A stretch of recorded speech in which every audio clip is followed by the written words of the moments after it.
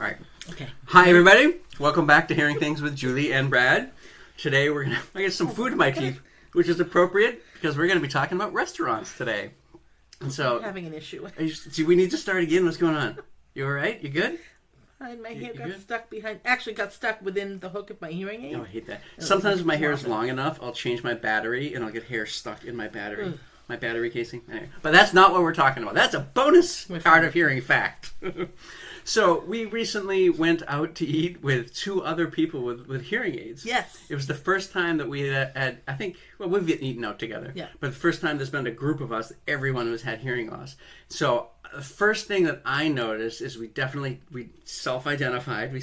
All of us self-identified with the hostess, and we said, like, we're hard of hearing. Can we have somewhere with our backs to the wall or in a corner or something? Because what that'll do is that'll stop sound from coming in at least one direction. Mm-hmm. We got there early.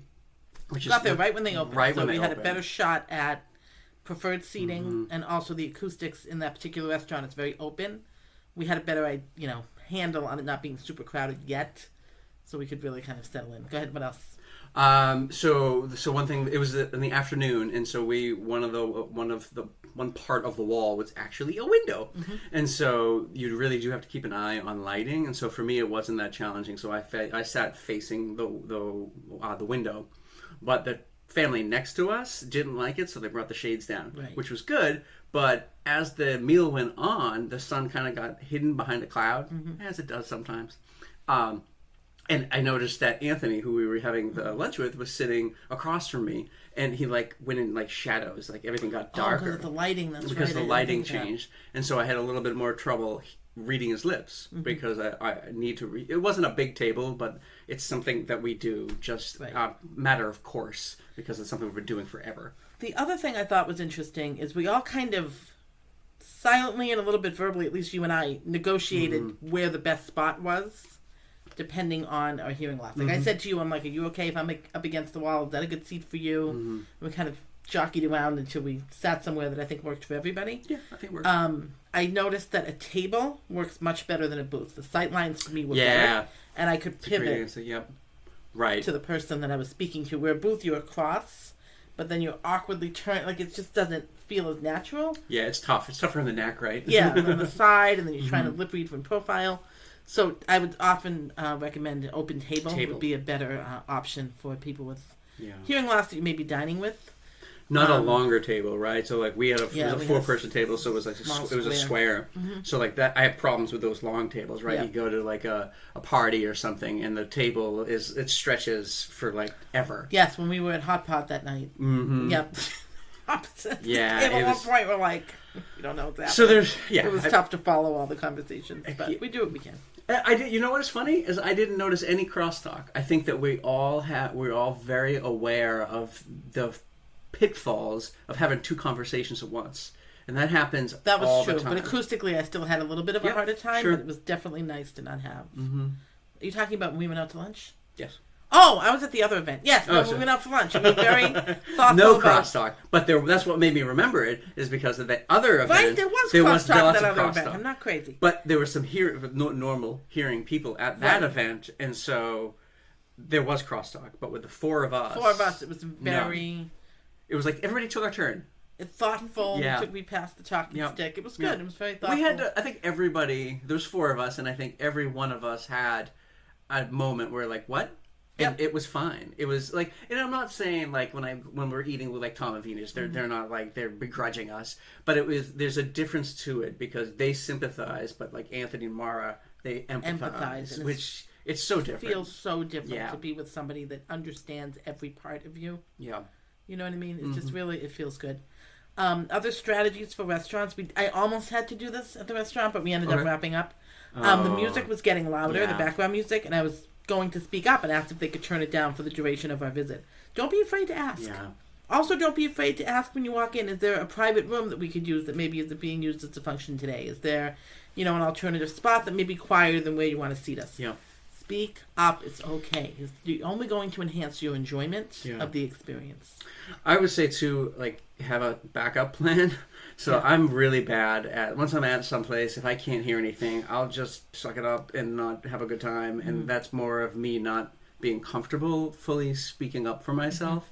So there's something, because when we were planning, we were thinking about different places and like how the acoustics are. And I think we came up with one or two places. And I think that because we chose like lunch, early afternoon, right when they opened, we didn't have to worry about like getting too noisy behind us, because we ended up leaving when they started turning up the music, because the conversation around the room was a lot louder. Right. But yeah, if you know you're not gonna have a good time, like, bow out, and there's no shame in that, because it is something that we can't control, right? It's something that you never know you're gonna run into.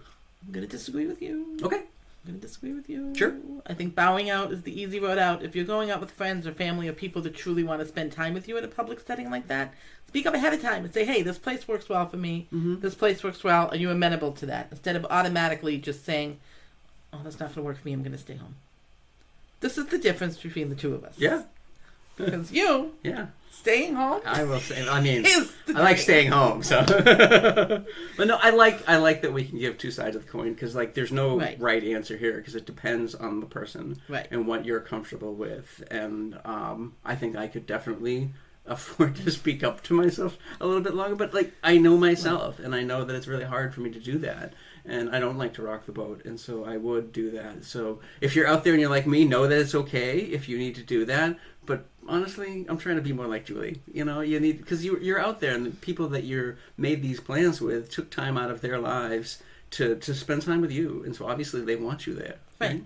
And so that's something I need to remember. And then before we wrap on this, I have to tell the story of you and I going out for 6 months drinks to celebrate 6 months of this project. So this is a great example of Julie leading with confidence. Yeah. I opened the door to the restaurant, marching in, and it's a place I had been to before, and I look around at the decor, and I see pictures of Frank Sinatra and Ava Gardner, and Billie black Holiday. and white walls. Doesn't register in my head that this is not an Irish pub. Doesn't matter. I open the door, marching in. I self-disclose immediately. I ask if there's a quiet table. The guy offers a couple of choices. We're marching to the table, and all of a sudden I paused, and I went, we're in the wrong place. Yes, we were. And I was all set. Oh, well, this place looks good. And Julie's like, no. Sorry. No, not the plan. Well, you would have just accepted it and been like, okay, well, we'll just go with this now. I was like, no. I looked at you. I'm like, we're in the wrong place. So I said to the guy, it didn't click. I don't know why I saw Frank Sinatra on the wall and said, this isn't the Irish pub. It took me a long time. It wasn't until I saw the name on the menu that I was like, ooh. This isn't Bunratty's pub. This is not where we need to be right now. But I spoke up and I said, thank you very much. I'm sure this is a lovely restaurant. We'll have to come back one night, but this is not where we're meant to be. So we are going to leave.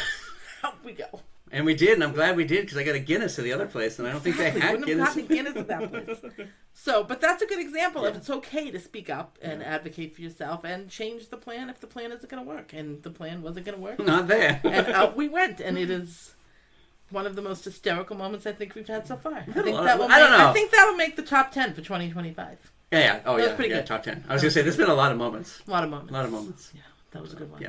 So lead with confidence. And So those are our suggestions. Again, this is supposed to be a dialogue, so if anybody else has any suggestions they want to share, things that did work, things that didn't work for them, please let us know. So books. Do you have a book? I gotta remember. All right, I'll go first then. You go first. Let me look at my... I have one. All right, so look at my Kindle app. Go ahead, you talk. Okay. So I chose... The Omnivore's Dilemma. Oh, that's a good one. Michael Pollan? Yep, by Michael Pollan. That's a good one. You have carnivores are meat eaters, herbivores are plant eaters, and omnivores are, we eat everything. Well, some more than others. I'm looking at you, Tom. But the Omnivore's Dilemma it's interesting to kind of see where your food comes from. And the book kind of explores the agribusiness type things and mass producing, and it's really interesting to kind of be more conscious about what you're eating, where you're eating it, and the environmental impact your food choices have. I always like Michael Pollan. He's pretty good. He gets sciencey, but for sure. But he's like more pop science than anything else. It's an accessible book for anybody who's not really into like the science behind food, because he's a good writer, and so he does make talking about food interesting. So, yeah. It's really well done. It's narrative nonfiction more than it is like a dry procedural kind of thing. Yeah. So the book I picked is The Wives, and it's a memoir, and it's written by Simone Gorrindo. I believe I'm pronouncing her name correctly. Here it is. There it is. Yep. And she was an army wife fairly recently during the Obama administration, and it kind of talks about that entire culture of being married to someone who's in the armed services, and what is from the wife's perspective, which is one you don't really hear all that often, about what that means to have a husband who's deployed, to have a husband that is very focused military man, and the transitions between being deployed and being home. I mean, it was really interesting to me. I'm not with anyone in the military, but my grandfather fought in World War II. It's a very different generation. Yeah. And I know that he had to sign an agreement of confidentiality when he was discharged from the Army, not to discuss anything that he saw or participated in the South Pacific. And I think of all those men, the trauma that they must have carried inside that was never able to be brought up to the surface, and the ability they had to compartmentalize, healthy or not. He was on my mind quite a bit when I read this book. Interesting. You know, and I'm so happy that the evolution for mental health and PTSD and awareness and trauma is all coming up to the forefront to help people manage a lot of that. I often wonder how that impacted his personality or his life choices. I mean, he was a wonderful grandfather. He was a very quiet man. He was very loving. He started to tell me things more when I was at middle school-ish.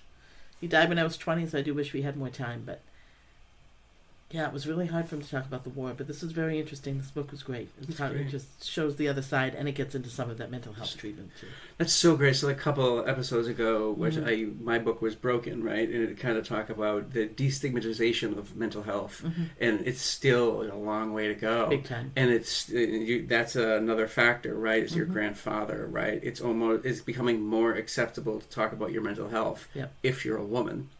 But for men, there's another stigma, right? The strong, silent type. Silent generation. Gary Cooper, the strong, silent type. And you're also dealing with a bunch of Italians, which adds a whole lot.